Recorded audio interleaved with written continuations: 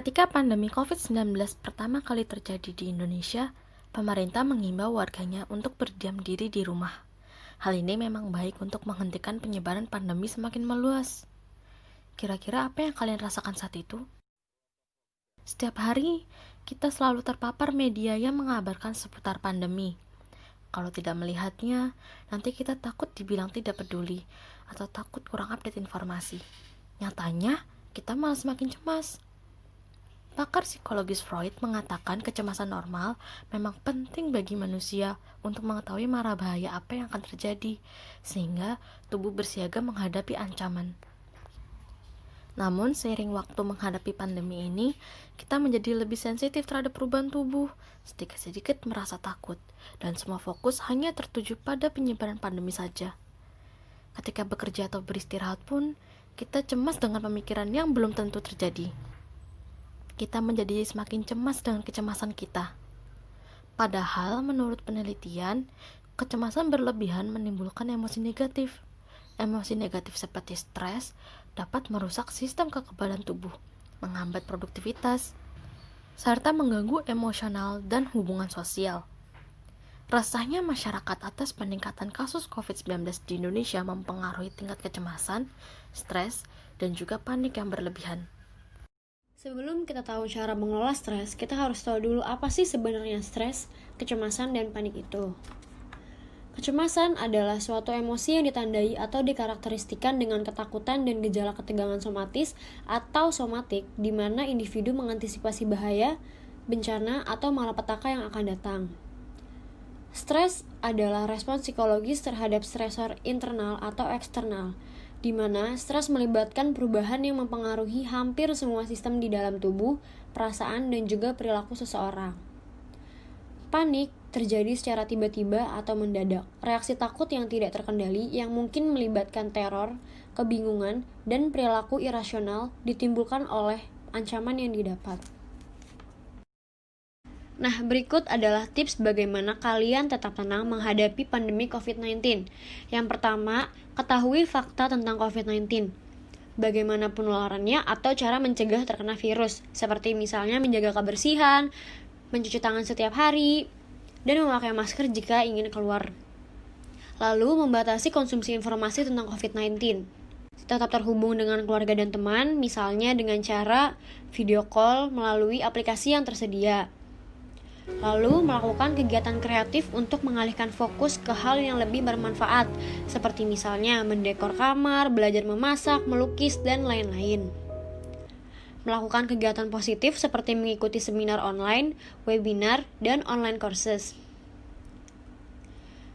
Lalu yang terakhir adalah meningkatkan daya tahan tubuh dengan menerapkan pola hidup yang sehat, seperti misalnya berolahraga setiap hari, makan makanan yang bergizi, mencuci tangan sebelum makan, dan lain sebagainya. Nah, ketika sedang melakukan kegiatan tersebut, yuk coba cek perasaanmu. Pikiran terburuk apa yang melintas dalam benakmu? Momen apa yang membuatmu berpikir demikian? Seperti misalnya, karena pandemi ini, kamu merasa kamu jadi semakin jauh dengan teman-temanmu. Kamu jadi tidak bisa bertemu dengan mereka seperti biasanya. Apabila diangkakan dari 1 hingga 10, seberapa yakin kamu merasa bahwa pemikiran tersebut akan terjadi? Ketika kamu membayangkan sesuatu yang buruk dalam pikiranmu, perasaan apa yang kamu rasakan? Dari contoh yang tadi, kamu membayangkan bahwa kamu merasa semakin menjauh dari temanmu. Nah, apabila diangkakan, seberapa kamu yakin sih hal itu akan terjadi atau benar adanya? Apakah kamu benar-benar merasa sangat kesepian dan kamu memberikan angka 7 misalnya, ataukah 5, atau bahkan 10?